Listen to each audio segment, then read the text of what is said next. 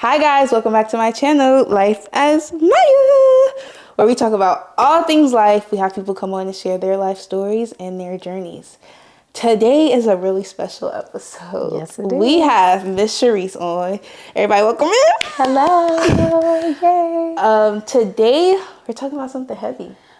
This is your first time. Is this your first time publicly? It's my first time, and I was gonna do it with you. Yes. That part. Thank you. I feel really special when we finally scheduled this. I was like, I'm glad that we get to speak on it because I haven't spoken on it either. Out of respect for you, out of respect for Daiyjonna's family, but it's definitely something that has impacted my life, and I'm sure a few people. Her story has impacted so many people. Yeah. I'm sure.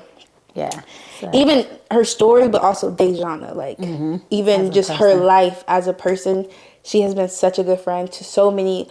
Great big sister, great confidant. Like, we miss her so much. But for those who don't know, we're kind of talking about, we are talking about Daiyjonna's passing. Very unexpected. Yes. Very malicious, evil. The more we were talking before off camera. Yeah. The more that you shared the details how evil it was.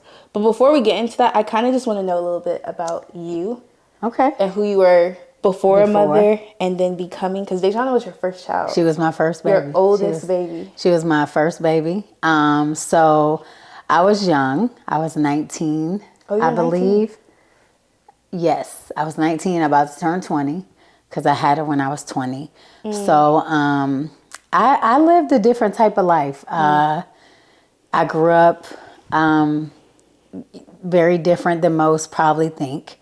I was caring for myself and my brother. My mom and dad had a different type of life. And that's a whole nother story we can get into. So at the time, though, when I got pregnant, I met their dad. I was in high school. We met up. He was really cool. He was from out of the way. He wasn't from where I was from. So that made it even better. Where were you guys living at the time? At the time, we were living out in Virginia, out towards like Dallas and Reston and Herndon area. So, and my dad is from DC. My mom is from Virginia. So I grew up in both areas. Along with that, I met their dad, like I was saying. And after that, when I was about 19, so about a year after I got out of high school, I got pregnant with Daiyjonna. Very young, wasn't ready at all. I did not find out that I was pregnant with her until I was about 14 or 15 weeks. You was pretty much out the first trimester. Oh, yeah. You didn't have like symptoms? No, I wasn't thinking about it because my life was different. So I was surviving. Surviving. Wow. It was a whole situation that I was going through at the time, and their dad seen it full hand. It was rough. And thank God I survived. And my brother, I was helping him, with college, me and his girlfriend. Like, my mom wasn't always there, So my whole pregnancy, actually, she wasn't really involved. She did come later on, and by then I was 8 months pregnant. Wow. But I remember finding I was pregnant with Daiyjonna when I went to a clinic because I kept feeling weird. And I was like, this is not normal. And that was the only thing. And I'm thinking I'm sick. Right. So I'm not thinking I'm pregnant. Pregnancy's not in your mind. Wow. I really didn't get big. Wow. So I was kind of maintaining like this very chill weight. So, and like I said, I was surviving. So it wasn't like I was able to. Mine was somewhere else. Yeah, my mom was somewhere else. So my body was showing that same type of reaction. True. Okay. So when the lady came out from the clinic, she's like, "Oh, congratulations!" And I'm looking at her like, "Congratulations, girl. Wait a minute. What you mean?" And she's like, "You're pregnant." Oh wow. Yeah, that's it. Oh wow. What? No expectancy. Me? Ain't no way. So I was ready to do all the confessions. Okay? I was ready to tell all the people. I've been in the street fighting. I was doing drugs. I was, and not drugs like crazy drugs, but I was smoking, drinking probably. I was drinking. Yeah. I was partying in the street. I was not even thinking about any kind of life. that was outside of just that. It was just more survival mode. So when she said that, instantly, it was like a click. Like, all right, everything has to shut down. Everything has to stop. Because I was far along. 14, 15 weeks, that's you pregnant. Oh, yeah, you all the way pregnant. And the fact that you weren't even showing a little or symptoms. But like you said, if you're in survival mode, it's like... in survival mode. And then your body, like you said, your body's probably reacting to it too. A normal, healthy pregnancy, you probably are gaining weight. Yeah, you're gaining weight, you're more healthy, you're thriving, you're doing all these things. And when you're surviving and you're trying to, hold on to everything you have because of all the other things going on around you, your body is doing the same thing. So my body wasn't showing that I was pregnant because it was like, if we tell her right now, this ain't going to be what she, So it was something had to halt me. For a second. And that's what it was. It was almost like I started getting sick and feeling weird, and that was rare. So I went to the clinic because that was the only place I could afford. Wow. And they said you're pregnant. That lady came out smiling and gleaming, girl. When I tell you, I was like, who?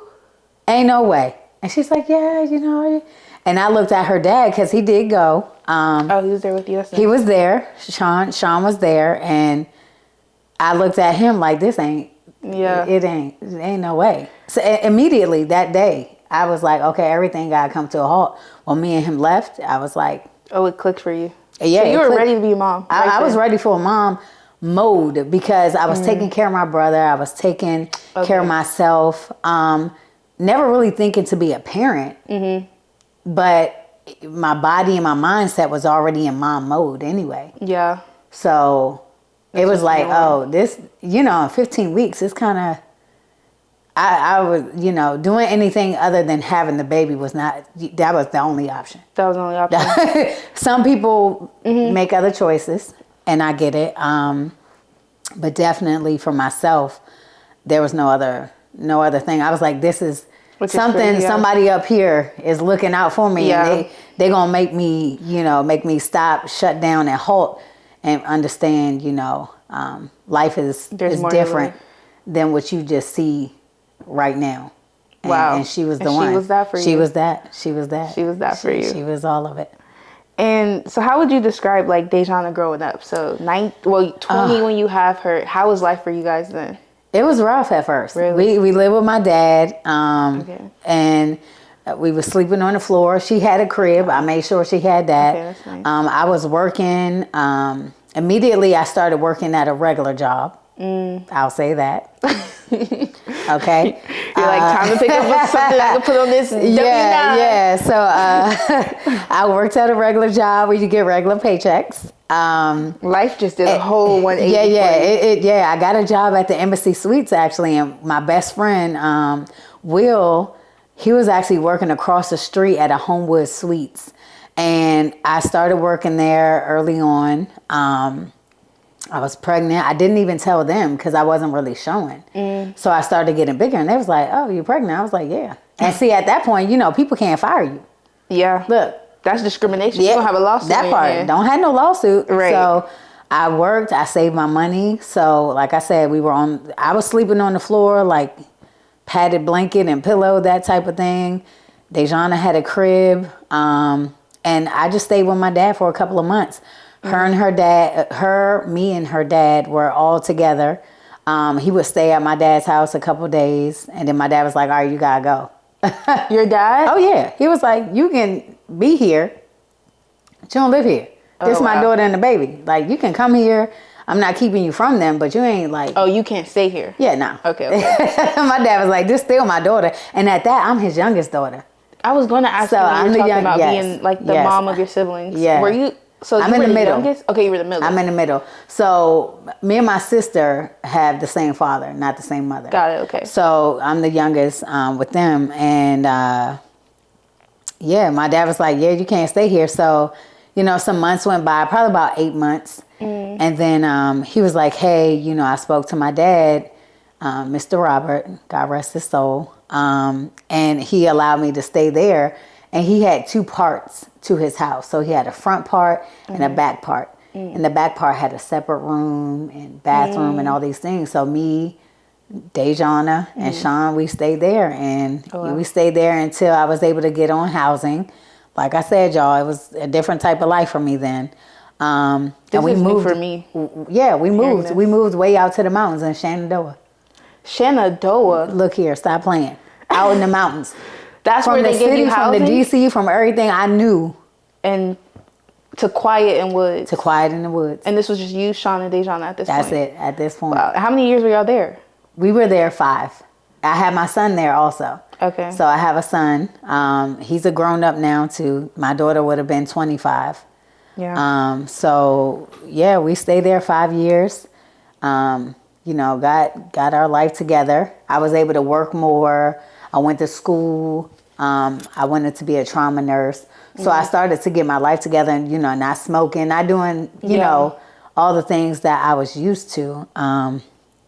And I, you know, I had 2 kids at this point now in that 5-year time frame. So how old were you? I was only maybe 24.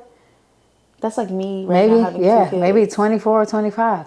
Yeah, I was young. I was maybe under 25 with the 2 of them. And in a sense, you're still in a survival mode. I was still in a survival mode. But you're just in a different type of survival. In a different mode, yeah, because at this point, you know, I know what it takes to be a parent. You know, Daiyjonna was so good, though. She was like a chill baby. She played with her, you know, by herself. Wow. She crawled all over the place. She was so happy all the time, smiling, clapping. When I had my son, she would have my son dressed up for tea parties, and they would have pots and pans in the floor. You know, I was cooking. I was going to school. I worked at a grocery store, so I was pushing it. Really, so when you see these females today on some different type of stuff, I look at them kind of different because you know what it takes. It only took me a second for everything to click in my mind that life cannot be like this for myself and my kids that I'm bringing into this world. So, and sometimes you got to just learn things the hard way. Yeah. I had all kinds of people around me, but you know, sometimes you have to learn in your own mode. Yeah. And go through some things. And I was determined, like, I was going to make sure I was going to be somebody and they was going to be able to watch, you know, and see how to maneuver life. And it doesn't have to be the slums. Right. You know, it doesn't have to be just nothing. So I bust my tail. You did. And that's what I noticed when I'm hearing your story. Like, you heard you was about to be a mom. It's like mommy instinct came over immediately. Immediate. And then even knowing Daiyjonna, because I moved to Virginia in high school, and I met her probably my freshman year, of course, because she's just like, hey, you new here? Yeah. Of course. Loud, it's bubbly, loud. Yes. Pop. Exactly. And so when we started, like, hanging out, you wouldn't be able to have told me that, like, her mom went through all these things because you did what you need to do to the point where I don't think, well, at least I don't know. I don't think Daiyjonna ever had to witness those things. No, they didn't. They see me work hard. Right. They see me do all of that, but they didn't even know what was going on. Exactly.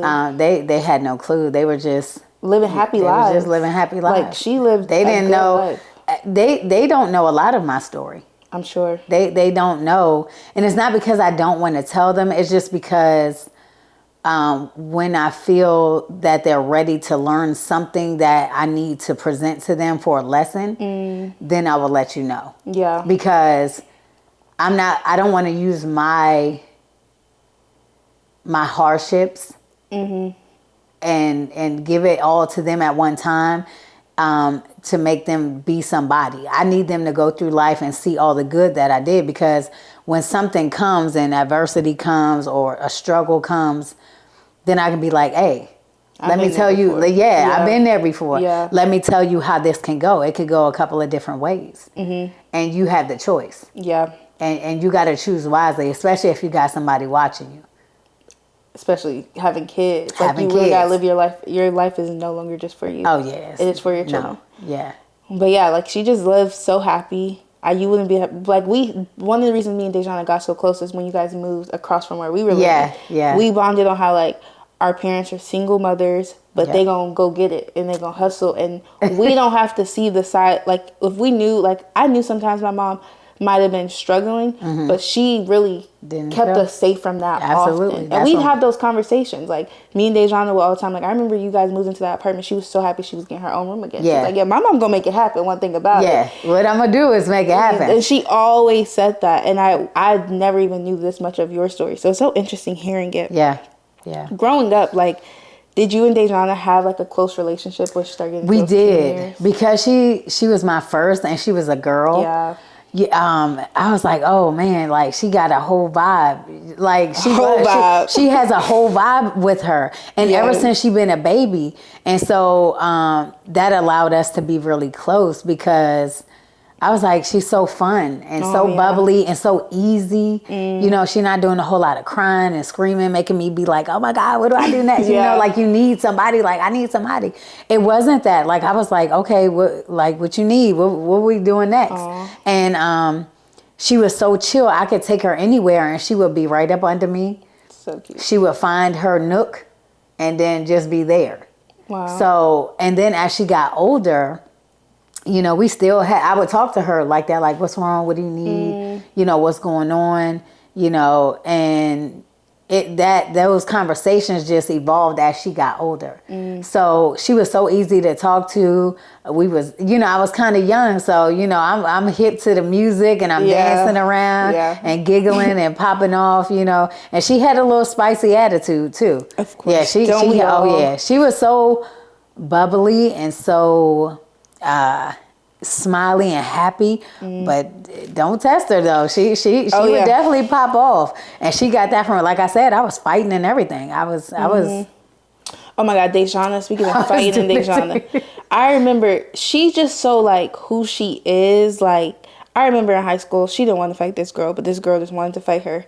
And so they fought. And then after the fight, you would think the girl's still popular. You would think Daiyjonna would be angry because she was like, I've been telling you I don't want to fight. Yeah. And you make me fight. She looked at the girl, she said, that's what you wanted to do? I'm happy you finally did it. I was like, this girl is crazy. She's just so calm. She's just like crazy. She's so unbothered by so many things. She's like, I'm so happy you got to do what you wanted to do. Like, now how I make you feel now? How do you feel? Yeah. Because what you gonna do next? Girl and this was gonna be like, please don't keep fighting me. Like she would never be like that. Never. I'm never like that. Even still to this day, like it don't matter what's going on. Like what you coming with? I don't care. Yeah. And it's not because I think I'm just, you know, the king of the jungle. It's because, you know, you're unbothered because you're so cool and who you are. Yes. And she was so unbothered because she loved who she was. Exactly. She was very confident. Yeah. She was so confident. She walked with a bubbly sprint girl. Like you couldn't get her to not. It's hard to, like, it's really hard to dislike Daiyjonna. Like, having beef with her is insane. I remember even one time me and her had a little whatever. had a little lasted for about 4 weeks. Right. If that. Off day. Off day. That's what I'm gonna call it. I'm gonna say an off day. A little off moment. A little moment. How about that? A little moment. And when I saw her in the bathroom, and it was our graduation day, I'm like, bruh. And see, I knew about all the things. Oh yeah, many people don't even know that. She told you everything. She told me everything. Because even when she had problems with every other people, she would come to me. I be thinking she wanted advice from me. She like, but yeah, my mama said. I'm like, what are you talking about? Yes, like yes, your mama know. Yes, mama she know. Told her you everything, and that's how I knew you guys were close. Yeah, because she was so comfortable sharing things with you. Or oh, I'm gonna ask my mom if I can do this, and like y'all had that relationship where she knew you were her mom and she couldn't get over with you, but she also was so comfortable coming to you. Yeah, like that was my buddy. Yeah, exactly. She set the tone for my other children. Which is good. That's good. She set the tone. Like my other kids, you know, are very different than her. Because she was bubbly and spicy and she lived her best life, man. Like I cannot say anything bad about this girl, and the fact that anything she said she wanted to do, she was going to do it. She was going to do it. And like me, anything I said I was going to do and what's next and hey, this got to happen. I was like, it's going to happen. Yeah. It might take a little bit. I'm not in nobody else's lane but my own.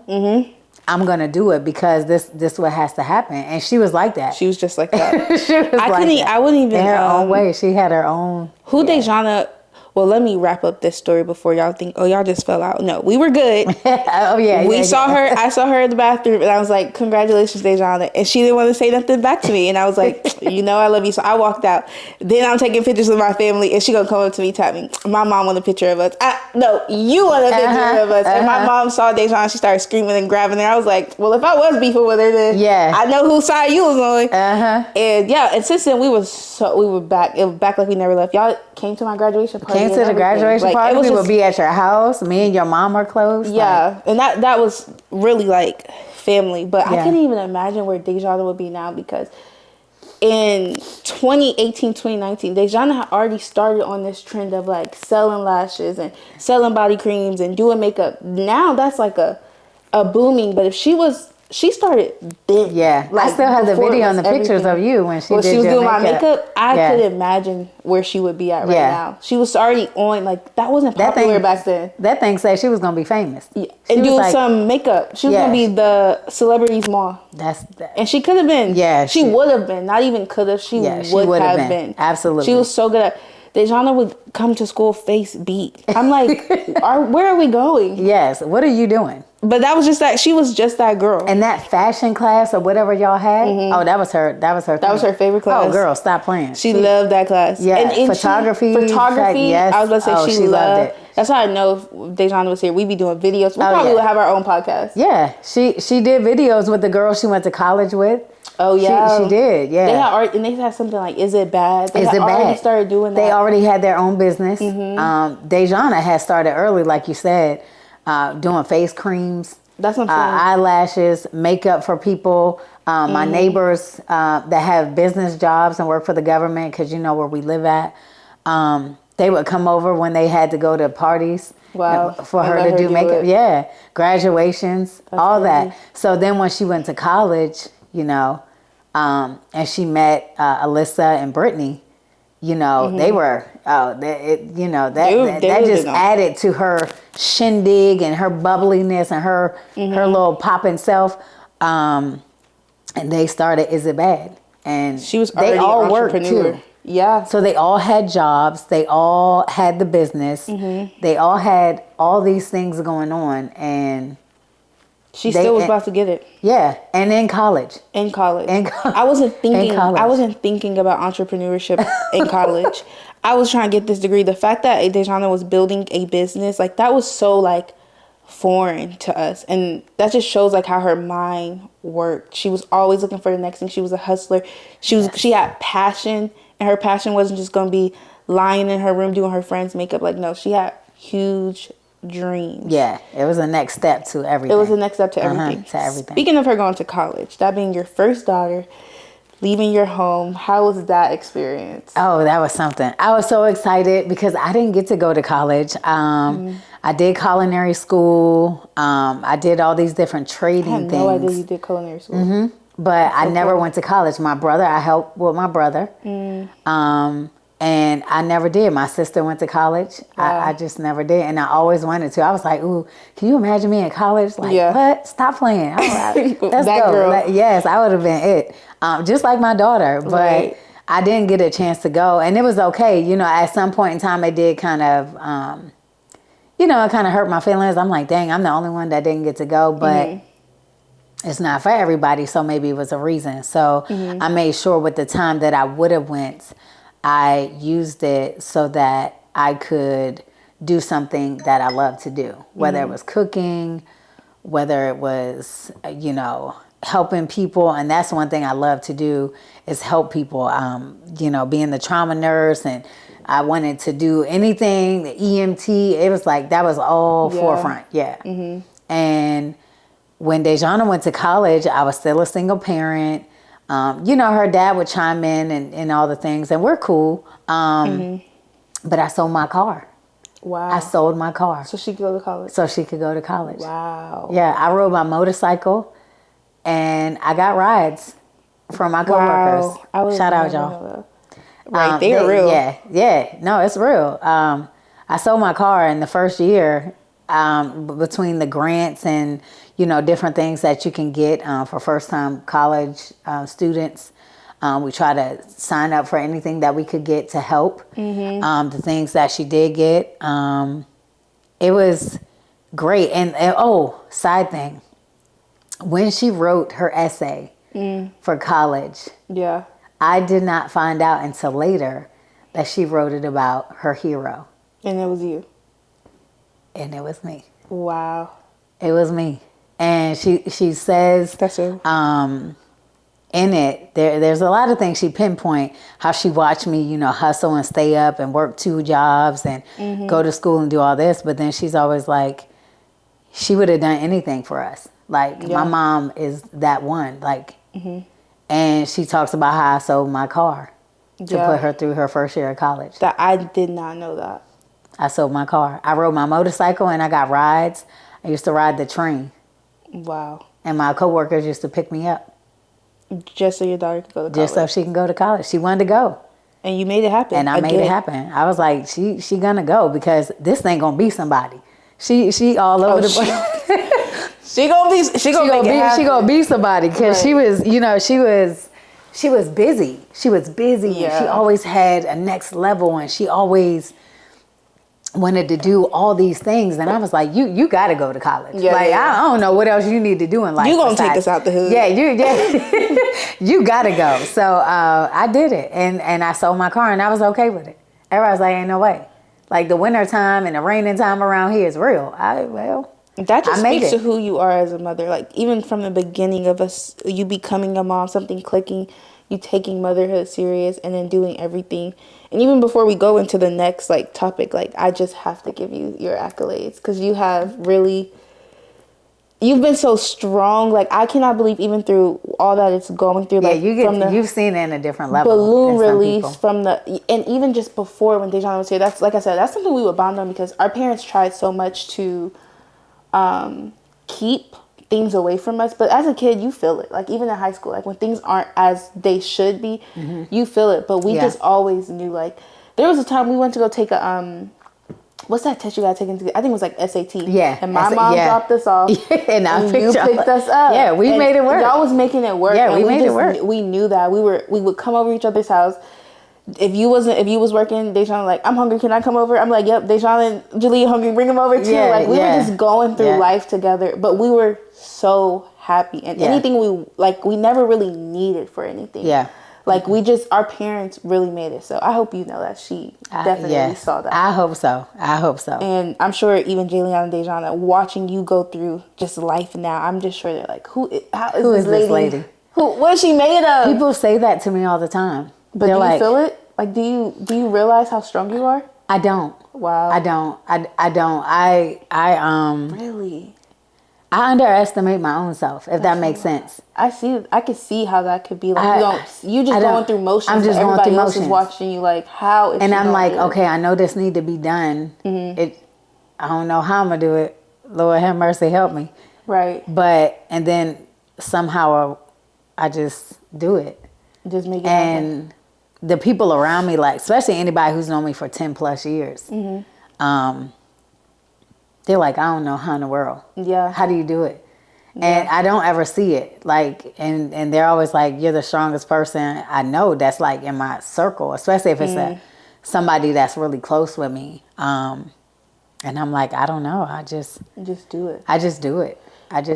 But and you didn't even go that into detail about your childhood, but you can tell you've just been raised to be someone who has to do it regardless. Because it felt like you didn't have another choice.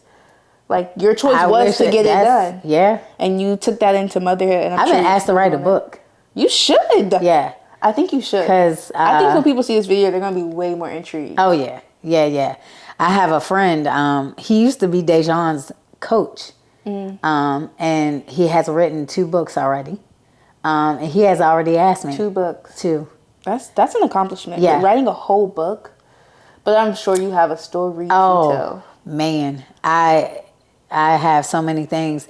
And the crazy thing is I tell people at work and just sitting here with you, so many things I'm saying you didn't even know. Wouldn't have known. And you wouldn't know because I don't really speak on it. And I don't speak on it a lot of times because I don't want people to look at me a certain way. Okay. I just want them to see me. For who you are now. Yeah. I don't want them to really be looking at me like, you know, oh man, like, you know how sometimes people kind of look at you and they're like, dang, you've been through all this. Yeah. And they kind of give you this narrative or put you in a box. Yeah. And I don't want that, right? I want to be able to show people, I came from all of these things that you don't even have a clue about. Mm-hmm. But look who you sitting beside. Look who you sitting beside. Right. Like, be easy. Look who you sitting beside. Like, don't tell me I can't.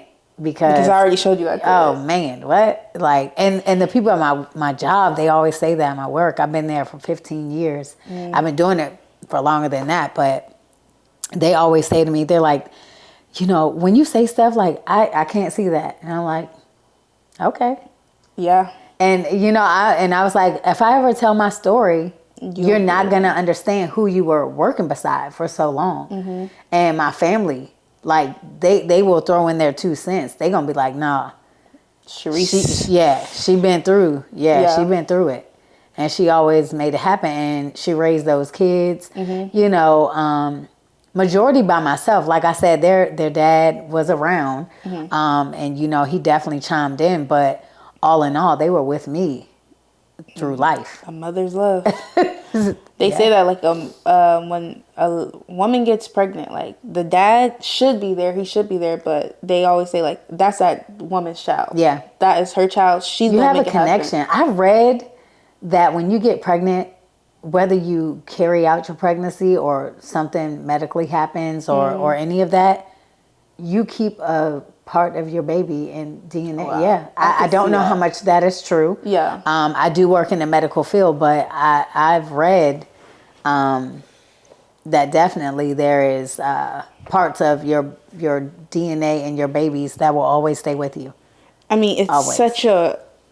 We normalize it because people just get pregnant and have kids, but that is such a supernatural, crazy thing. It is. It is. Bring a life into a world and, like, literally create it in your From belly. Zero and tiny to a whole human. And then even the risk of carrying out full pregnancy, pushing out a kid. Men don't realize that part. Oh, that's crazy. It is a super thing for a woman to have a child. Things get moved, shift around.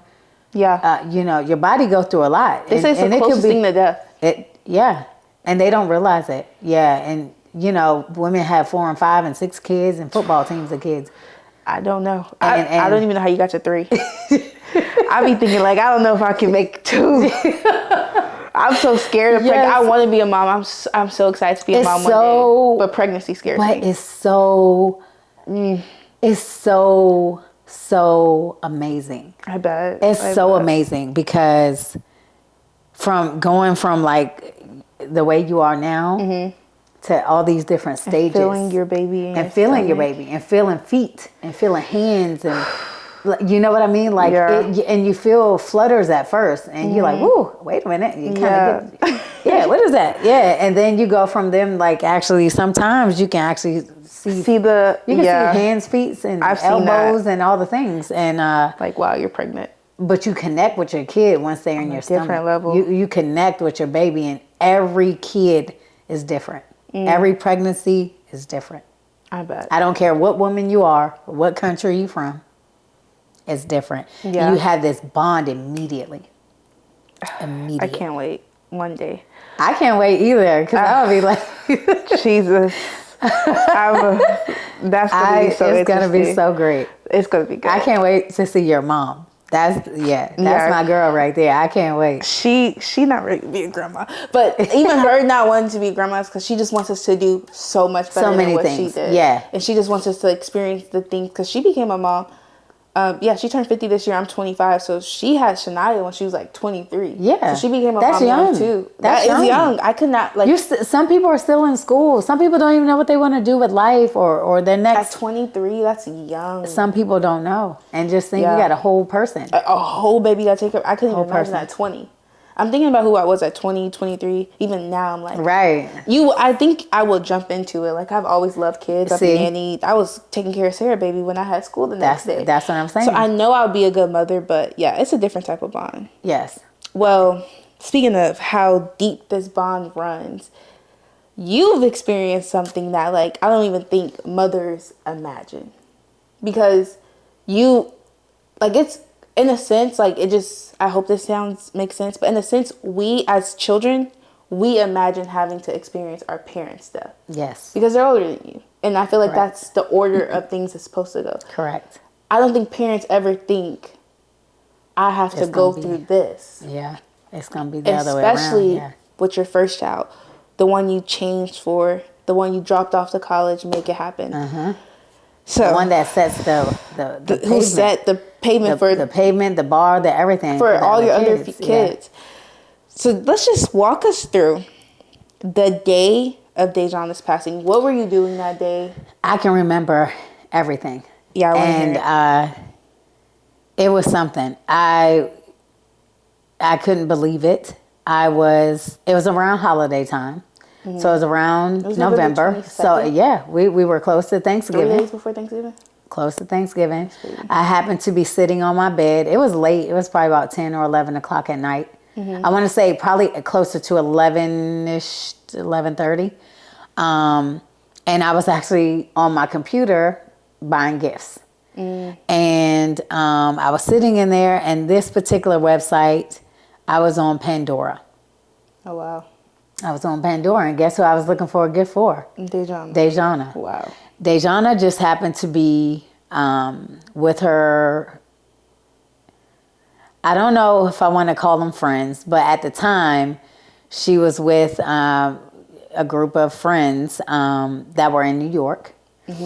And I did not want her to go to New York. She told you she was going? She told me she was going. You know, Mom, I'm going to go for a couple of days. And I'm like, it's about to be Thanksgiving. This your favorite holiday. Like, her favorite holiday. She's never been away for Thanksgiving. And here you go wanting to go clear up to New York. And she's been to New York once or twice. Every time I argued and fought with her, don't go. And I know y'all probably know, because she's probably like, my mom is over there popping off. Yes, I am. Because I don't want you to go. It's only because New York is a lot. It's a lot. She's young. She's a pretty girl. You know, it's just a lot going on. And I'm not naive to anything. Right. Like I said, I grew up very different than my kids. Right. So she goes to New York, and, you know, I'm like, I'm not talking to you until you come back. Oh, wow. I did tell her that. I told her that. Because you really wanted her to stay? I wanted her to stay. And I even then, I didn't feel anything, but it was something telling me, you're not supposed to not be here for Thanksgiving. This is the first Thanksgiving that you're going somewhere, and it's not all of us. And here you go. You want to go up to New York where, you know, you're far away, and you're not coming back for 2 or 3 days. So I'm like, okay, fine. You know, she's halfway grown, if that's what we're going to call it. Right. So she goes, and sidebar, she has a friend, one of her best friends, Trey. Okay, yeah. Had a birthday. And they were living in Richmond, and they were at his house the night before, partying up all night long. She has to catch the bus the next morning early. Right. And they get up late. Oh, her and Trey? They get up late. Everybody. Oh, everybody. Alyssa, Trey, Brittany, Hav, Daiyjonna, they all get up late, and they're supposed to be the ones taking her to the bus station. Okay. So they do that. They take her to the bus station, but lo and behold, they're running late, and the bus that she was supposed to get on left. Issue number 1. Wow. Why you shouldn't go. The signs we just don't even realize. The signs people don't even, when things happen, traffic, random things happen, sometimes it'll be for a reason. Just gotta be, let me just be patient. Let me be patient. Take a breath. You don't know what the universe is getting ready to tell you. Right. Or trying to stop. I did not know she missed her bus. She missed the bus. Wow. She had to get on a different bus. Wow. Right. So as I think about this, what I'm about to tell you is about to throw you all the way off. So she misses the bus. They had to literally drive around, and try to get to this other bus before it takes off. She was almost the very last person to get on the bus. That one almost left. So it tell you already that she wasn't even supposed to go. In my spirit, put that much effort into it. If you got to put all this effort, and you the last one, and they was about to take off. So she gets on the bus, and it's headed from Richmond to New York. Of course, there's umpteen stops in between. Right. And she calls me. And I told her, I was like, why are you calling me? I told you I wasn't talking to you. And, you know, she's like, Mom, come on, stop playing. Like, why are you playing? And I was like, what you want? And she's like, you know what? We was up all night long. I almost missed my bus, blah, blah, blah, blah, blah. I'm a rest a little bit. Okay, I'm a rest. So her phone was cracked because she can't never keep a phone in healthy mode. Never. She dropped the phone in the water. She didn't crack phones. Oh my God. All the things. Her glasses were broke. Her own friend, Trey, whose birthday it was, had told her, don't go. I want to help you get either the phone or get your glasses fixed or something because you're going up there with all this stuff. Too much going on. Too much going on, and you're not really yourself. You don't have your glasses because she wore glasses. And she needed them glasses. And she needed them because that thing was blind, girl. She needed them glasses. She will tell you fast in a hurry. I can't see that. I need my glasses. Stop playing. And her phone was cracked. So when the phone was cracked, it had cracked so much to where she couldn't even dial or type. Yeah. And yeah, that part. Her last text to me said with Siri. So that's how you know she had to speak to the phone. To tell them to she had to speak message. to the phone to get any messages out to all of y'all. All the friends, all the family, anybody. Yeah. So how she called me was like, call mom. Call mom. That, yeah. and that's what she did. So all right there was just like 8 things. And way too many things. Yeah. And if you talk to Trey and Hav and Alyssa and Brittany, they will tell you there were so many things that they were doing to get that girl on that bus. Wow. It was crazy. It was crazy. She gets on the bus and she's like, all right, she talks to me. We have a short conversation. She's like, Mom, I'm tired, obviously, because they stay up till 4 a.m. And she's like, I'm going to call you at our next stop. So, which was, I think at Union Station or somewhere where it was like maybe like a longer stop or at maybe Delaware or somewhere. Wherever it was, she calls me and she's like, Mom, you know, I'm about to rest a little bit. I'm going to get some food. We can get off and get food and we get back on the bus. So that was the last time I talked to her in the daytime. Okay. It wasn't until later that she was in New York. Got it. Yeah, but to even get to that point, they were running. That just shows like we don't be realizing that sometimes the Lord be sending us things and just like slow down and realize like, take a second. Is this worth it? So that was that the day before the Sweet 16 or was that the day of? That was the day, the day of. The day that was of. the day of. I believe it was the day of because she got up there after there was an incident that happened in the daytime. So she wasn't even there for the original. She wasn't there for the original. Wow. Yeah. Okay. And I don't think she was. If I can remember correctly, I don't think she was. Because I remember speaking to her and she was in New York. They had, the friends had to come get her. I remember when I talked to her last and actually seeing her face, she was outside the building that the incident happened in. Yeah. And I was like, don't go nowhere. Because something just felt off to me. Oh, you talked to her when you said that? Yeah. Oh, okay. So after she called me, she laid down. She kind of texted me in between. She did the bus ride or whatever, got food. And she got to New York. Once she got there, you know, she got settled. And then she called me and I was able to see her and she was outside. It was dark at the time. So I was like, Stay in the building. I was like, don't go nowhere because every time you go up there, it's always something going on. Yeah. It's always something going on. And at the time, I didn't know that there was something that had happened right before a couple of blocks around the corner from where she was. I didn't know this at that time. Wow. So I'm telling her, just stay there. And she's like, I know, Mom, we're not going nowhere. It's cool. I'm kind of tired anyway. I'll call you later. Okay. And then... So this is, for context, this is November 22nd, 2020. So five years ago. Daiyjonna was 20 years old in New York and you're in Virginia. Fredericksburg, Virginia. Yes. So you're hours away from your daughter at this point. Hours. Can you give us the details of what happened? So as I sat on the bed, I was looking for Pandora bracelets, necklaces, you know, just a gift for Daiyjonna for Christmas. And we got a call. My son jumps through the door almost, through my bedroom door. Oh, wow. Mom, Daiyjonna been shot. Mom, I'm like, stop playing. Don't play like that. He's like, I'm for real. And the look on my son's face was one I've never seen before. Mom, you gotta get the phone. So as I'm talking to him, this is only seconds, like less than a minute. He's like, you got to get up. Come on, we got to go. As I'm talking to him, I can hear people on his phone, which they had called him. Okay, they called Daiyjonna So they first. called my son first to tell him. And I could see the flashing lights through my son's glasses because he wears glasses also. So I could see the lights and I could hear the sirens in the background on the phone. So now I'm looking at my son's face. I hear all this. I jump out of the bed so fast. That's a lot to process at once. Yeah. I mean, it was so quick. I got up. I'm like, oh my God. I grabbed the nearest bag I seen. I threw a couple of things in it. I'm grabbing keys.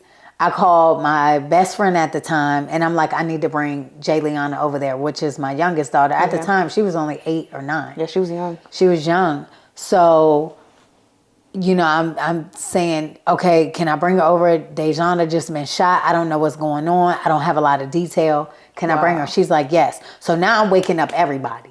And this is like midnight? I mean, this is like midnight. This is like, it was around 11ish something when I got the call, but it only took us maybe 5 to 10 minutes to get bags, get my daughter set. But as I'm doing this, I'm calling people. I'm calling my mom. I'm calling my best friend because she lived around the corner at the time. And I'm like, hey, I need to bring my daughter. Yeah. While I'm there, I'm telling her about what's going on. She wants to come, but then she's going to wait because she got my daughter. She got the youngest daughter. So she's like, I'm right behind you. So me and my son, like I said, in between here, I'm calling my mom. I'm calling her dad. He did not answer the phone. Her dad did not answer the phone. So I'm calling his best friend. I'm like, hey, I need everybody to call him and tell him this is not a game. Daiyjonna has been shot. She's in New York. I don't know any details. I need everybody to get up. Yeah. And already me not even knowing, the friend circle had already knew, and they were starting to call around to each other. Oh yeah, you being one of them, her roommates, Alyssa and Brittany, Ariana. I mean, so many. It started spreading quick. I mean, it spread really. Janice, Tanae, Tajay. I mean, they were all over the place. I mean, everybody started to know. All my son's friends, and actually, my son called his friend, Daiyjonna, and they were both called Daiyjonna. So my son's name is Daiyjonna, and then he's from New York. So he's like, we going with y'all. So I'm like, good. Yeah. So him and TJ jump in the car, meet us at the gas station. I get gas and we on 95.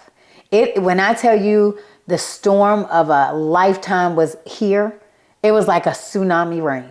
Lightning. It was raining? It was raining. And I mean, rain was coming from every direction. You could not see barely 5 feet in front of you. And then you're driving with all the nerves. I'm shaking like a leaf. I'm leaving my phone open so that, every time I answer, I'm like, hey, I'm on the way to New York. Daiyjonna been shot. I don't know no details. Hang up. Because the phone was it was going busy. off. It was busy. So many people calling, so many people trying to check on me, including her friends and my family. Because now my mom is up and my mom knows and she wants to know where my youngest daughter is. So now they about to get my youngest daughter to my mom. It was like so many things happening. You got to arrange, but you also got to drive to New York. And I'm arranging in the middle of the night. In the tsunami rain. And when I say tsunami rain, y'all, I mean rain that is like no other. You gotta turn the hazards on just to see. That's like that kind of storm. And so what time do y'all finally arrive to New York? We finally get to New York. So backtrack a little bit. As we're driving, my son is getting calls, and then his friends are getting calls. So my son is a nervous wreck. He's cussing. How old is he at this point? The time, he might have been maybe 18. He had graduated because she was at his graduation. Okay. So yeah, he might have been about 18. And he's a nervous wreck. He's, Mom, I hope nothing's wrong. Please, he's looking at me for comfort. My son cries, but the look on his face was one that I cannot describe ever. Yeah. And as his mom, I'm looking like I don't know what to tell my son because I don't know. I don't know. I don't know what's going on. I don't know what's happening. I don't know where she's been shot at this point. I don't know how many times she's been shot. No details. I don't have any details. I don't know if she's laying in the floor, if she's in an ambulance, if she's at a hospital. Wow. I don't know any of that. So I'm just going off of the only information you've been given. Only information I have. And then I'm driving, so the phone is continuously ringing. Jesus Christ. And my son is like, Mom, pull over. No. Yeah. His friend calls him, and they're beeping at me and flashing the lights, but I'm not thinking, You found out on the road? I'm not thinking, yeah. These people are about to find out all the things that nobody knows. Yeah. I did not know you found out while driving. And they told Daiyjonna? They told, either his friends started to circulate that because the people in New York were busy on their phones and doing all the things. So in that time frame, there was a lot being recorded. There was a lot being talked about. And in the midst of that, the information got to my son and the friends that were driving with us. And my son is like, pull over. And when I tell y'all, it's still tsunami raining around here. It's full blown raining. That's wild. And I'm like, no. I don't want to. You automatically knew. I'm like, and so the no, immediately after the no, my body felt this deep. So when you're going down a roller coaster and you had this hollowness and this, your stomach is down in your feet. Yeah, like an emptiness almost. When I tell you, it felt like that, but I was driving. It just, everything stopped. I felt like I couldn't breathe. And this is before anybody said anything to me. Right. The words haven't even come out of his mouth. Nobody said anything. This is just, Mom, pull over. I'm saying no, no, no. And they're tapping on brakes. They're doing all the things. So people behind you? They were in front of us. And there are people behind me. But the people behind me didn't know.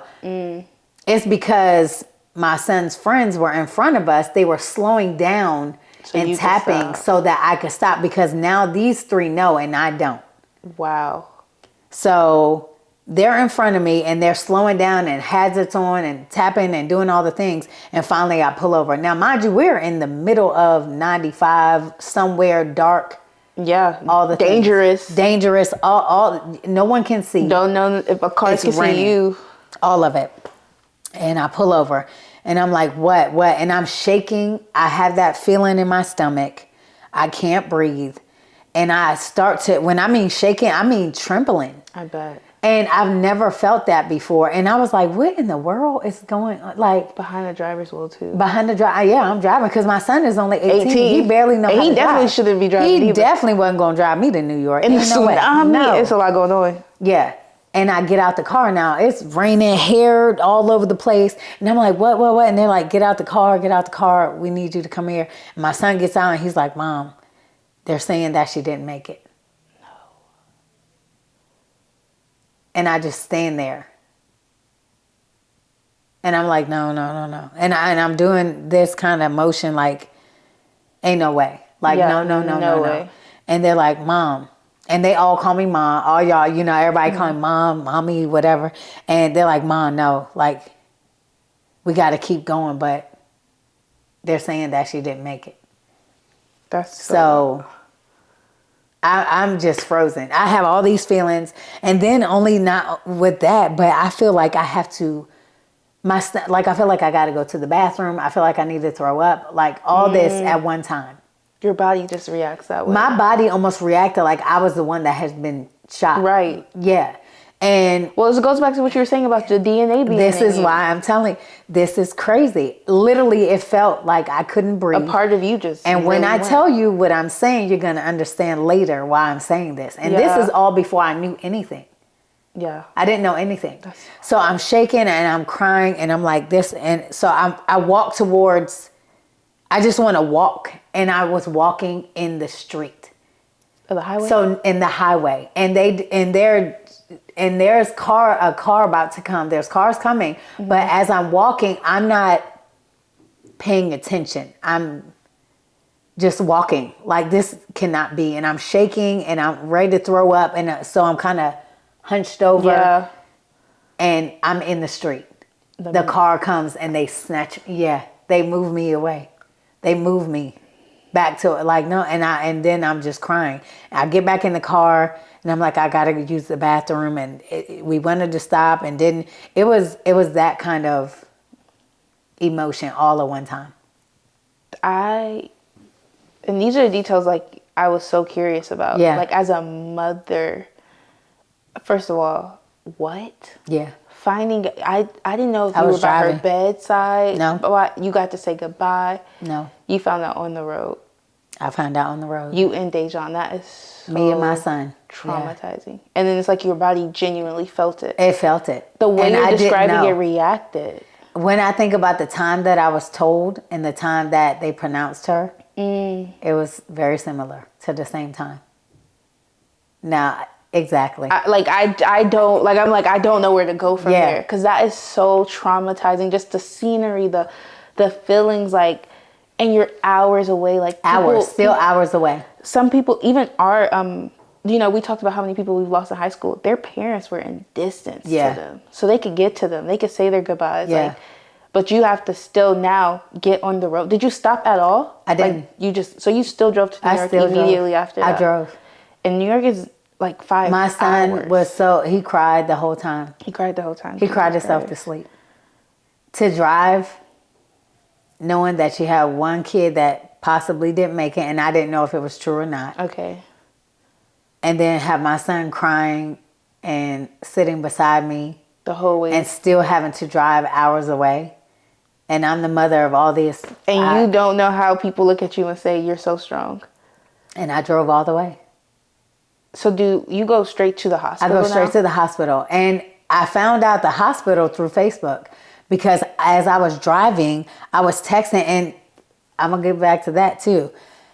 As I was driving, I'm like, hey, because I ride motorcycles and I'm in the MC world, I'm able to contact all kinds of people on the East Coast. So all types of clubs up and down the East Coast. Mind you, this is networking. So this is 12 years of networking. Before Daiyjonna were little when I first started riding motorcycles. Yeah. Well, actually, I was a little when I started riding motorcycles, but when I got them involved. Yeah. And they, I'm asking people what hospitals are around. I'm asking anybody, like, hey, have y'all heard anything about my daughter? And then I hear something about, I think it's called Woodhull, Woodhull, maybe, in New York. That's the hospital? Yeah, not a good hospital. No. And that's the hospital they took her to? That's the hospital. Now, the reasoning is because they didn't think that her situation compared to some of the other people that were shot. So there were other people involved that were shot, other bystanders, other innocent people that were shot, and they took them. Their wounds were a little bit more visual and critical. They thought that she was not as critical as she really was, and she was the most critical one. And she was the most critical. She was the only fatality. She was the only fatality. Everyone else was just wounded. There was one other boy, very young. I want to say he might have been 14 or 15. That's crazy. He was shot in this upper area, chest, abdomen area. He almost didn't make it. I think a couple of times he didn't make it and he pulled through, but he will never be the same. Never at 14 getting shot? No, and the surgeries that he had to go through. I think over time, I don't think he's ever going to be the same. So I'm sure his mother has to still deal with that. Still has to deal with that. He will never forget that night. Yeah. Hospital. You get to Wood Hall or whatever. Whatever that hospital was called. Because that was so irrelevant at the time. Yeah. Yeah, it was so... I just needed to know where I was going. Where you need and to then go. Once my son's friends knew the hospital and everything, we were able to get straight there. And we went straight there. As soon as I get out the car, I barely parked the car. Yeah. On the street of New York, I didn't even care if I parked in the middle of the road. They Don't care what traffic there they is. could have towed my car. I didn't care. I was trying to jump out of the car before I even put it in park. Because you didn't... At this point, you hear that she didn't make it, but you still need to, like... I'm sure you still need to know. Yeah, I need to know from professionals. I need to know from the hospital. I need to know something other than my daughter possibly may not be here. And I need somebody to explain all the things. Yeah. So do you get to talk to a doctor, or do you run into the other people that was at the incident? So I did not run into any of the people that were at the incident, which is good. Because at that time, I was not looking for anybody to come up on me and say nothing. Yeah, no. I was ready for everything. Yeah. I was a dragon. I was ready for everything. I run in and I'm like, I go to the desk and I'm like, I need to see my daughter. And they're like, who's your daughter? And I'm like, Daiyjonna Long. And I'm like, I need to see her. I'm her mother. I just drove from Virginia. And I'm screaming. And my son is like, we need to see her now. And a security and like maybe a nurse come up alongside me. And they're like, this is the mom. This is the mother. This is the mom. That's what they said. That's I will never forget it. They knew who you were. They knew. Because I was talking to them on the way there. Like I said, I was doing a lot of phone calls and answering phones.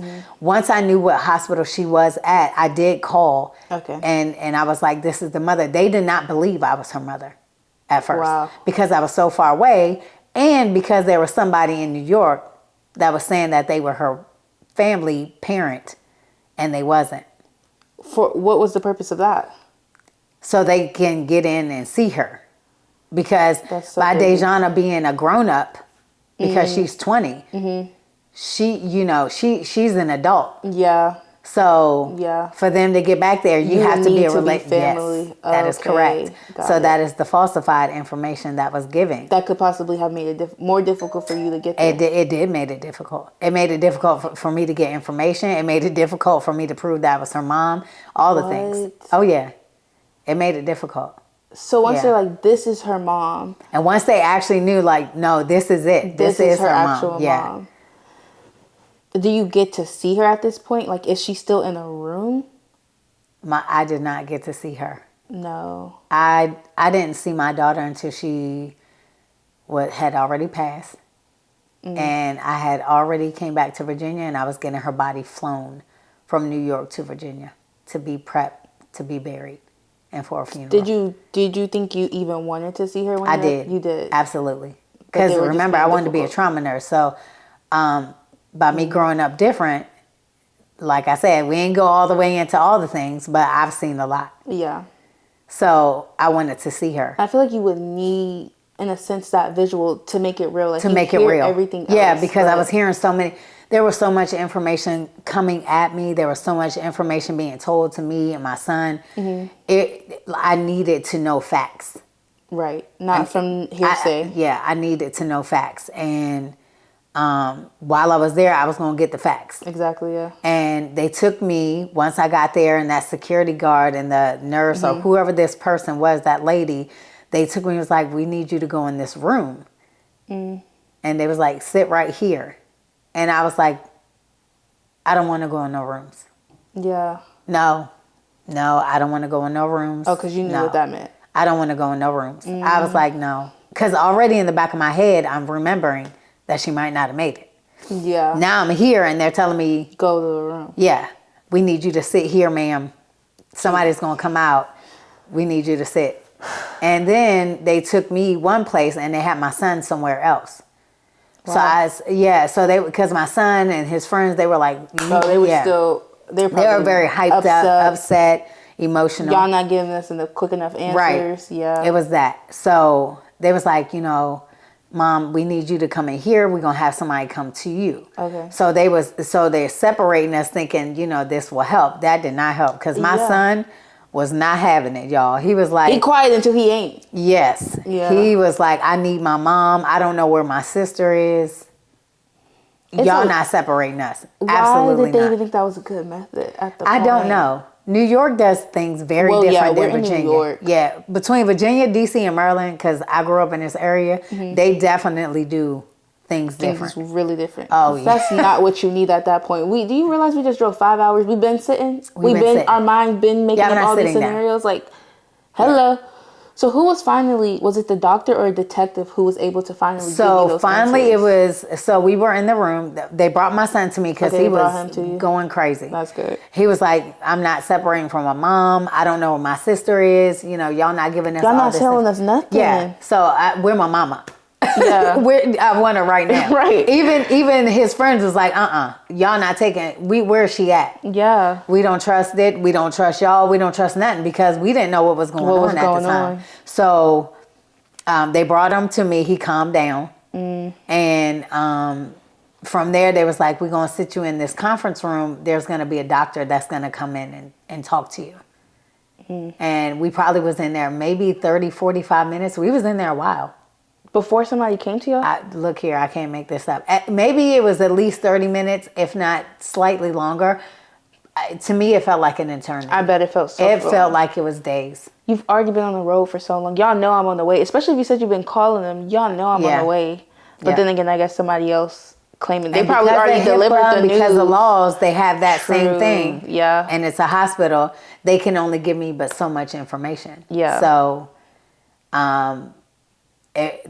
when I tell you as a mom, I was devastated. I was devastated because I didn't know what was going on with my daughter. I'm looking at my son lose his mind, possibly his first best friend. Yeah. And I'm the mom to both of these, and what am I supposed to do now? You gotta do, and I still don't know anything. And you gotta deal with yourself. And I have to deal with my own emotions. Because if I lose it, then I'm not going to be able to focus and hear what needs to be told to me. Yeah. If I lose it, I won't be able to understand what happened. Because you're still looking for answers. I'm looking for all the things. You don't even have your answers yet. Because already I didn't want her to go. And I just didn't trust the area already that she was in. So I need to know what happened. What happened? And if I lose it, in my mind, I'm saying if you lose it, you're not going to be able to focus. Yeah. You're not going to be able to understand. And you need to understand what's going on. And I need to understand. Even in that moment, I tried to bring it down. Yeah. But you've also seen so much. I mean, that doesn't compare to when you have to see losing your daughter. Like, I'm sure it doesn't compare. Nothing else. Yeah. But this just shows how, like, moms just have that instinct to, like, it's just like a superpower, honestly. It is. To be calm in that situation, I don't understand. Because Daiyjonna, he has, I mean, even if you lost it, you have the right. But he also has the right because he's just like, this is my sister. Best friend. Nobody telling us nothing for real. We get in here, y'all telling us sit. Like, no, we want answers. Yeah. Do you think you were able to get, at that time, the answers that you needed? No. While being in New York? No, absolutely not. I didn't get the right answers and things that I needed to know until much later.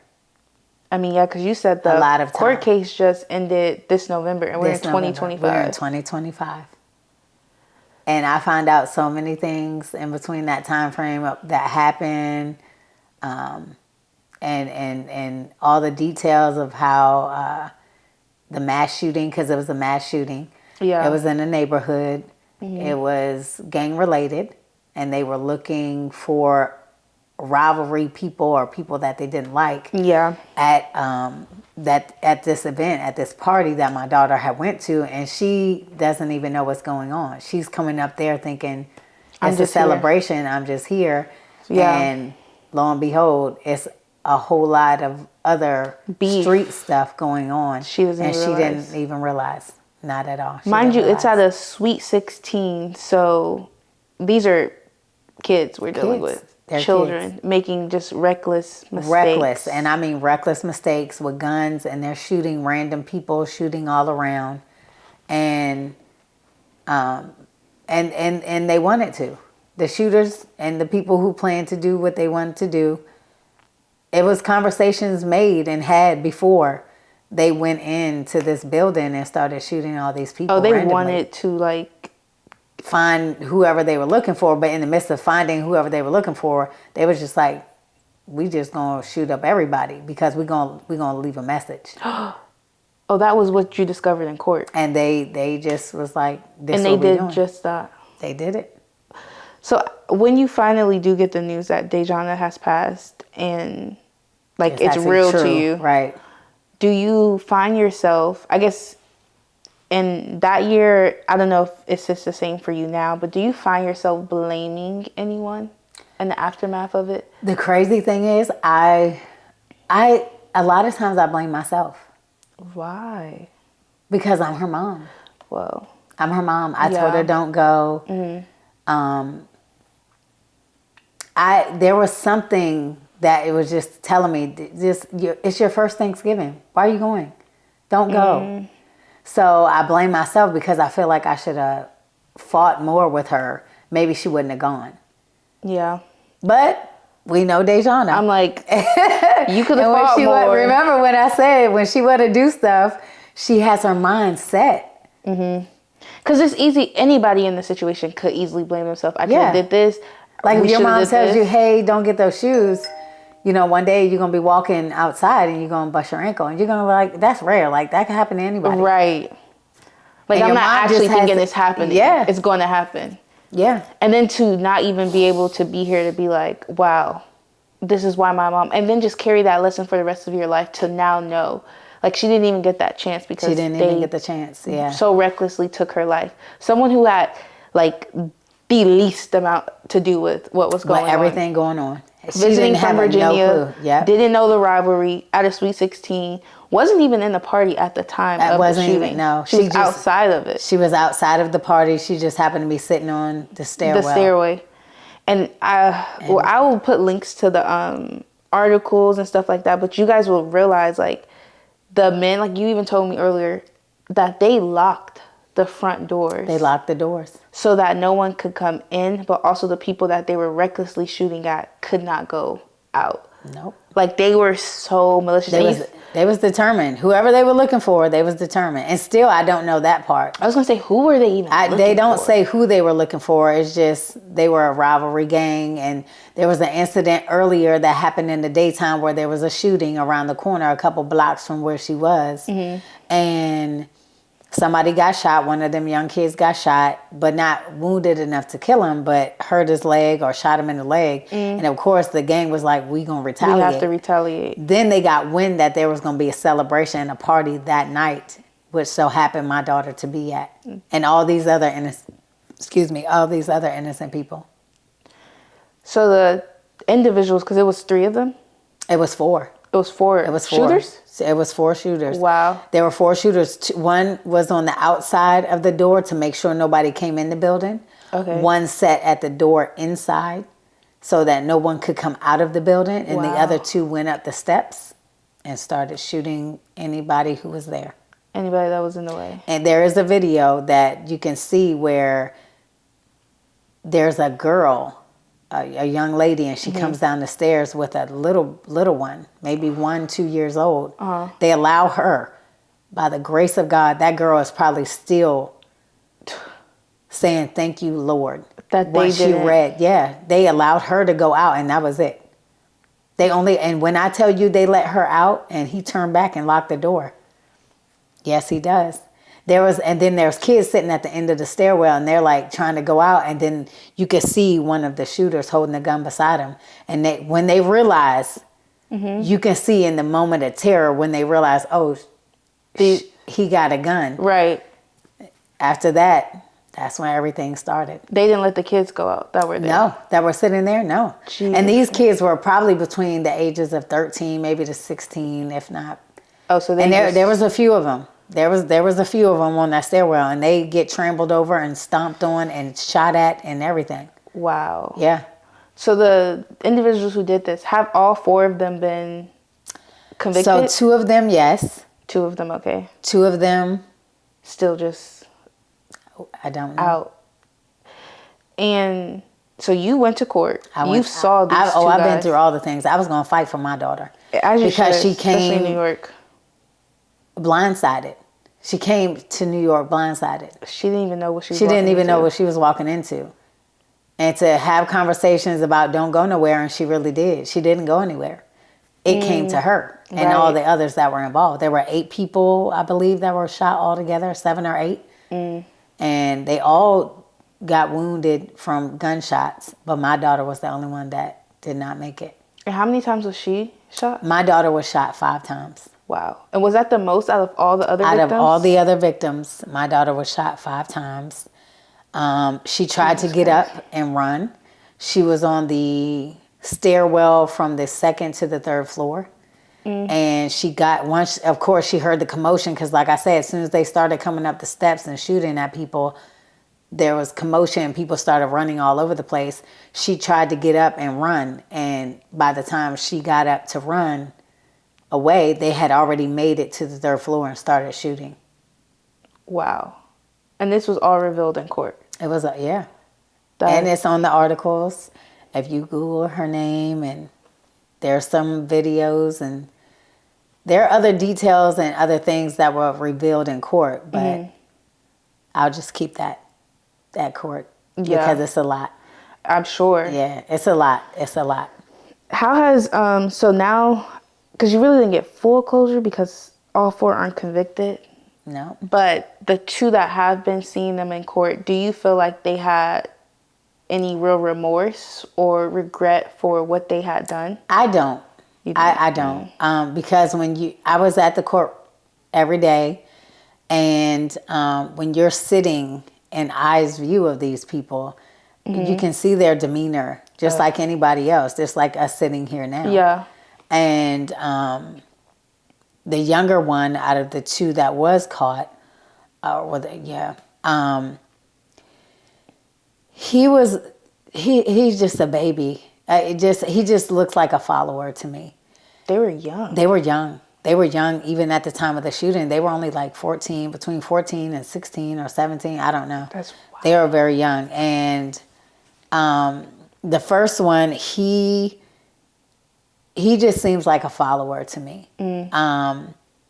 He did have a statement to read to the families, which meaning me. And he had his lawyer read it. It wasn't genuine. To me, it wasn't, because if you're sitting there and the judge is giving you the opportunity to say something to the victims' families, you're just like, oh no, my lawyer is going to read it. And the lawyer speaks up and says, this is from my client and I'm going to read this. Crazy. And it was very short, Because he's 14, 15. He probably at that time, but now he's not. They're older now. It's 5 years. They're older now. You're right. Yeah. So you got some sense. Yeah. And you've had time. And you've had time, because once they caught them, which they didn't catch them almost for a year. Mm-hmm. I do remember for like a whole year. Almost a year. And the fear was it would be a cold case. August of 2021. Oh, yeah. That was almost a year, yeah. Because, I'm sure people watching knows, like, New York is so high crime. It's like, that's a case. That's a case. That's a case. So if she didn't have a mom like you fighting for her, it could have just easily become a cold case. Like, oh, well. Yeah. Next one, we got about 20 more shootings that happened up the street. It could have easily. But at that time, if everybody remembers, there was a whole lot of mass shootings all over the place, like at concerts. Yeah. They were at, gas stations. It was crazy stuff happening at that time. From 2020 to 2022, like, it was crazy stuff going on. Yeah. Yeah. The world was just a weird place. It was a weird COVID. It was a weird place. And that's probably even why the delay happened, because of COVID. Because of COVID. So there was a lot of delays. Yeah. They were wearing masks and hoodies. So it was a lot of, uncertainties and unidentified things that they couldn't see because of covering up your face. Because we were all wearing masks at that time. Yeah, exactly. Well, since this, going through the court case and seeing those individuals and them being convicted, regardless if we feel like it's long enough or not, how has that affected, like, your healing process in you and your children? The healing, I'm still healing. Yeah. Because, like everybody says, I'm so strong, I don't allow myself to grieve the way I probably should. Mm-hmm. And I hope that now that the court case is over, it will allow me to kind of breathe and take a moment to actually feel the sorrow and the hurt and the whys and why nots as a parent, because I had to bury my daughter, and most people, like you said earlier, you know, you don't want to bury your children. Your children should be burying you. Right. So I hope now I'm able to kind of grieve a little bit. Even still, a part of me doesn't want to go but so far in grief, because my kids still need me. I still have 2 other children. Yeah. And it's hard as a parent, when you're a mom or when you're a dad or anybody, to fully let yourself go when your kids are solely depending on you and seeing you such a rock and like a superwoman or a Wonder Woman. Because probably has helped them heal, because it has helped them heal. It has helped them, you know, deal with some of the things. My youngest daughter, though, not so much. That, like, Daiyjonna was her everything.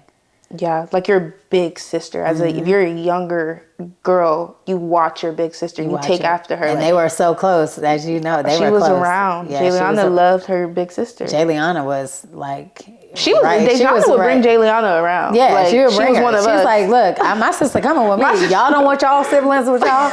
I want mine with me. I love mine. She coming with me. Yeah, she coming. She coming and with me. And she was so well behaved. And she would tell me sometimes, like, I'm bringing her. I'm like, okay, well, make sure, you know, it's good, because you know your mama crazy. Right. So let's not put nobody in no position. Right. Her or nobody else, you know.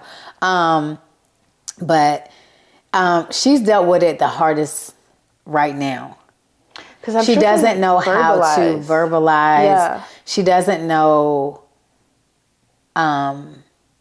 why.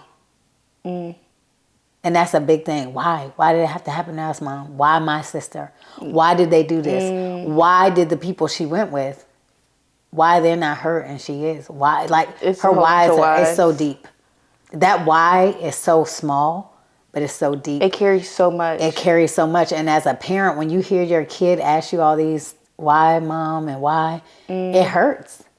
Because I don't know how to fix it. And I can't tell her it's okay, because it's not. It's not. It's really... And she sees her friends. She sees my family. She sees me. You know, she sees us go through all these different waves of emotions, and talk about her and miss her so much, because she was so awesome. Like, she had so much left to do. So much. That's where the huge why comes from. Yeah. Because it's like, there's no excuse for gun violence. Like, it's America and guns is a whole different subject. We can go on that for sure. But people who sign up to be in the streets, it's almost like, you know, the risk you're taking. Yeah. But it's like the street code from what it was in like the 70s, 80s, and 90s. It's like women, children, and people who are innocent civilians, they don't get touched. They're not supposed to. But now, the younger kids who are in the street thing for fun or because what they've seen, it's like, for clout, for whatever they've seen. It's a cute gamble thing to them. Yeah, like it's a gamble. It's a lifestyle, and it's like no one is off limits, no one is safe, and it just shows how ignorant. Yeah, the ignorance is big. And like, you took someone's life. And you can't bring it back. You can't go and say, "Oh, I'm sorry," because sorry is not going to fix it. My normal doesn't help with the sorry. My normal is so different right now. And the way I look at the world and people and things that go on, my daughter being shot and killed by people that were just ignorant is always going to be right here. Yeah. So when I maneuver my everyday, when my kids go out, when my son goes out, when my daughter go out, my mind starts to think, you know, I'm always in protective mode. Wait. Right, because that's a reality. Yeah, that's a reality. And so many people I've known after my daughter has been shot and killed, a lot of her friends, some of my family members, it's ridiculous. Yeah, and the PTSD is real, y'all. I can tell you, if you know, and it doesn't go anywhere. It doesn't go anywhere. It follows you everywhere. when you have your kids looking at you like, why? And my youngest daughter said to me just recently, because she barely talks about her, because I think it's the factor that she misses her. And she's like, I don't want to talk about her because I know she's not coming back. So, and what do you do with those feelings? What do you do with those feelings? I miss someone that I know that's not coming back. I know what happened. And she knows. And even Daiyjonna, I'm like, you and kids just mirror what they see. So like at the funeral, or I think it was the balloon release, Daiyjonna's hugging us. Like, well, it's okay. It's okay. Like, don't cry. Like, after I said my speech, I cried, and she comes and hugs me. I'm like, how are you not distraught? Yeah, but now it makes sense. She's just watching you. She's mirroring her mom like, okay, this is happening. I feel it. This is how I should feel. Oh, well, mommy's doing this, so like maybe I should be like this. And as a kid, you don't know how to feel. No kid should know how to feel or how to maneuver their older sister being killed. Not their older sister being sick and dying from cancer or an accidental car accident. Right. My sister was shot and killed. Yeah. Yeah. That's a whole crazy reality. And in her mind, her biggest fear is she's gonna forget her. Because she's so young. She was so young. Just recently said to me, Mom, that's hard to say. What if I forget her? And I told her, you won't. Oh, she said that out loud to you? Yeah, out loud, finally. And I need her to do things like that because she keeps everything in. And my son sometimes does it too, but when she looked at me, she's like, I'm afraid I'm going to forget her. And I told her, she has all these friends. She has me. You have your brother. I will not. She can't be forgotten. I will not let you forget her. Right. That is so hard to hear your kid say. Like, that's her fear. That's that her fear. I will forget her. That she'll forget her. What she sounds like, what she look like. It's her fear. And she never said that to me before. And it's so crazy at 14 she can verbalize that. Like, that's her biggest fear. What if I forget her? What if I don't remember the things, Mom? What if I don't remember how she talked? And I said, oh, we got videos. I said, all you got to do is talk to me. There's one of her friends now. You got her pin on right now. Yeah. That's my girl. There's one of her friends that she will talk to me, but she does not like to talk to me on the phone. Because I sound like Daiyjonna. Because Daiyjonna sounds like me, I should say. Yeah. But because we had this kind of husky girl voice, kind of. Even when you laughed immediately when you came here, and I even stopped myself from saying, like, dang, you sound like her. That laugh y'all have, you're like, but it has that rasp to it, and it's so unique. It's so so, her friend doesn't like Brittany. She doesn't. Because she probably thinks she's talking to Daiyjonna. And that's a hard grapple. It's so hard. She went through a lot, that young lady. Because she was living with Daiyjonna at the time. Yeah, she lived with Daiyjonna. That young lady, there's a few of y'all and her friends. They went through a lot. And it wasn't an easy fix. They still coming out of it. Look how long, Because even like I was telling you earlier, I never had a real fear of guns. Yeah. Because I didn't think I needed to. But knowing that your friend was not into that stuff at all, was just somewhere innocent. I literally would walk around just scared. I didn't have a real reason to be scared, but I was just like, it could happen to anyone. Someone that close to me, it happened to them. And I honestly can relate to what Daiyjonna was saying, and I'm so happy that we have pictures and we have videos and stuff. Because there's one song I can't listen to. Yeah. We played it at her balloon release, but that was the song she played out every time I was with her. Every time I was with her.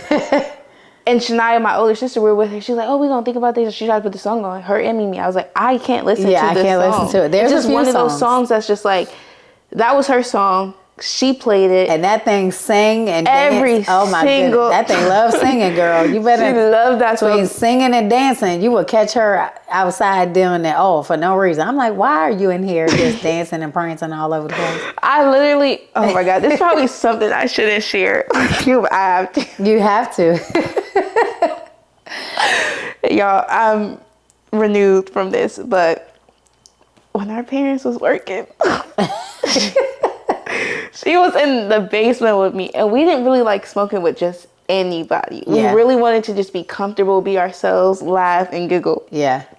But she came over one time, and we smoked, and we were annoying my sister so bad because we weren't. Oh my God, when she was here, because we couldn't describe it to them when we sobered up. But we just made eye contact, and we would bust out laughing. And Shania would be like, "What's so funny?" Or the other two girls would be having a conversation, and we just make eye contact, and we bust out laughing. I have a video with y'all like that. We were hiding that video. And y'all leaning and laughing, and y'all are giggling and Do you have the video where we look at each other and she daps me up? I'm like, what is wrong with y'all? We dapped each other up because we were just like, no one knows what we're saying. No one understands. But we got it. And that's all that matters. Yes. And Shania pulls out the video. She doesn't even realize that that's my favorite video of us because there's no words exchanged. We look at each other and she's like, look at them, da, da, da. And me and Daiyjonna dap up. And I look at Shania and I like, Shania, you're just mad because yeah. But because you don't get it. You don't get it. Right, you're not at this level with us. But we got it, and we're just having such a good time. And that's but I'm so happy that I have those videos. I have those memories with her. Those real moments with her. And I'm so glad that all of you, like the circle that y'all had, Jamise, you, Janae, like all of y'all, there are so many videos with y'all in it. Yeah. Laughing. We kept giggling, videos. And there is not one where I see y'all mad and crying and upset. No. Not one. Y'all are giggling and smiling and full of life and glowing, dancing, and just you living. had to be with Daiyjonna. If you was friends with Daiyjonna, you had no choice. Yeah, this thing here, she need to be everywhere. Oh my God. And that was one of my biggest whys. What I was saying earlier, like someone so full of life, so much potential, so kind, so sweet. Like she genuinely was a genuine good person. Yeah. That is a huge why. It's one of those things is like you do kind of question God, like how that makes sense. Yeah. Like what was the lesson in that? And that's the thing too. I still feel like he punishes me. And because I went through a lot, like I said earlier, and I've done a lot to survive. So I'm like, was this my punishment? Did you have to take my firstborn? Did you have to take the person that made me who I am right now today, who pushed me to these next levels without stopping? And just, did you have to halt me that way? And do, I question that all the time. Yeah. Because we grew up in church. Daiyjonna singing and in church, my son, all the things. And, I haven't really been... I'm still very spiritual. I listen in all the time, but going is very hard because I'm afraid that's going to really allow a lot of heavy grief that I carry to be just released and come. Well, I don't know. Maybe it could be helpful. It could be helpful. I'm going to need a team. No. Wow. No therapy. Actually, the detectives and victim services in New York have asked me that. The DA's office. Have I been to therapy? Not yet. Not yet. This will be my therapy. This is a part of it, yeah. Yeah. Daydreams. And you say that is my nonprofit. Oh, Daydreams. I love it's called Daydreams. I love that. Just like her name. Yep. I have Daydreams. I started it last year, but I was going through all the court stuff, so I wasn't really able to sit down and put my all in it and kind of start to get events and gather people. But now I am. So that's going to be an absolute thing. And what is Daydreams? Daydreams is a nonprofit that will help families like me and my children and other families that have gone through trauma with their family members being shot, killed, murdered through gun violence. Wow. It's something that needs to be very visual. It needs to be something that's talked about often because it's happening way too often. Way too often, especially here too often. In DC. And in this area, in the DMV, it's just way too often. Period. And you have families that don't get to express how they feel. Yeah. What they need. It's everyday things that they need, even if it's just the person to sit next to, even if it's a meal. I remember so many people coming to my house feeding us and just sitting. You need that. You do. You need that. You need a person that's really going to be in your corner to ask you, how can I help you today? Yeah. If it's nothing, and sometimes they're going to tell you nothing. I'm good. They're not. And I'm going to tell you. You just got to show I can say that they're not. Because you know exactly how I know it is. exactly how they feel. Yeah. And my kids know exactly how they feel, and they're going to be involved in it too. Yeah.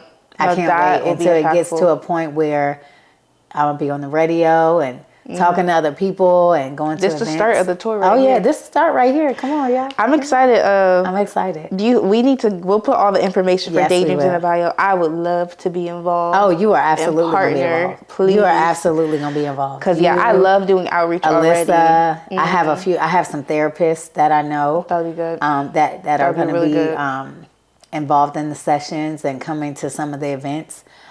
You cook. I cook. So we're going to feed people. We're going to laugh. We're going to talk. We're going to cry. We're going to figure out how to get through these days and what we call our normal now, especially for families like us, with the world that we live in, because it's very different. True, because your normal looks so differently than another parent's Even normal. seeing me with all my kids, you miss her. Yeah. I'm sure people are like, oh, how many kids you got? Like 3. Yeah. But I'm going to tell you one thing. I have on a pin, a bracelet. They going to know. I have her picture. They going to know because we say it out loud. Yeah. Yeah. No, you do keep Daiyjonna alive. Yes. And she is. Oh, my God. She be vibing with us. There be things going on around me. I'll be like, okay, I know what you do. Where you at? Where you at? What you got? What you need? I hope we're making her proud. I just wish there were so many moments I got to experience with Daiyjonna. Yes. But, yeah. Really that is one thing for me. That is ultimate, is to make her proud. So many people around me I want to make proud. My kids, and Daiyjonna included, whether she's here physically or not. Yeah, for sure. Especially with Daydreams. I push. There's a couple of my friends that will tell you I have cried to them like, I don't want to mess it up. I want to make sure there are others like us and like friends like you that, get the opportunity to have a conversation and to feel and to grieve and to know that, it's okay. And to know that it's going to be hard. It's going to be hard and we're going to make it. But you got to keep your people alive and you got to check on your people. That's an important thing. And keep these young men and women out the street. Because right now it's out here, it's crazy.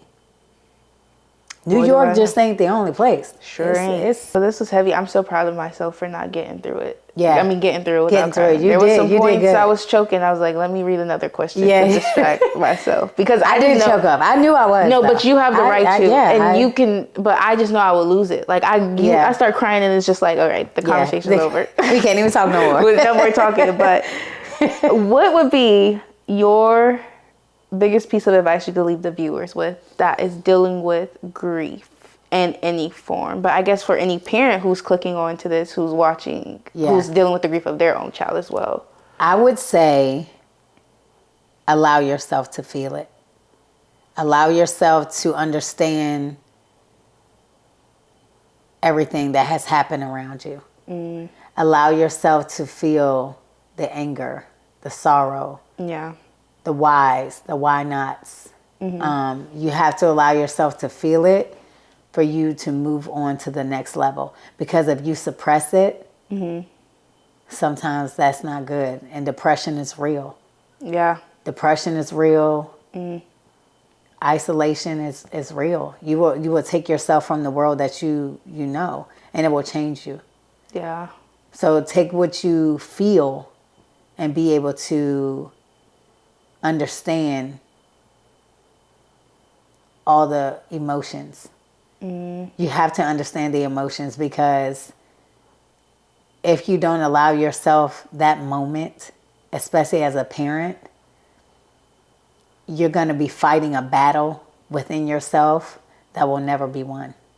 Yeah. Because I can only imagine if you just suppress, those emotions could come out like a different type of way. A different kind of way. Yeah. And it's not going to help any if you make a choice. That's not going to help your family. Right. If you make a choice because you didn't allow yourself to feel it and allow people to help you and hug you, that's another thing. Yeah. Allow people to hug you. Allow people to love you. Allow people to understand and give you grace. Yeah. You have to, and you're the only person that's going to be able to open up that avenue to yourself, to others. Yeah, I have so many more questions. I'm like, this could go on. Oh, man, we could keep.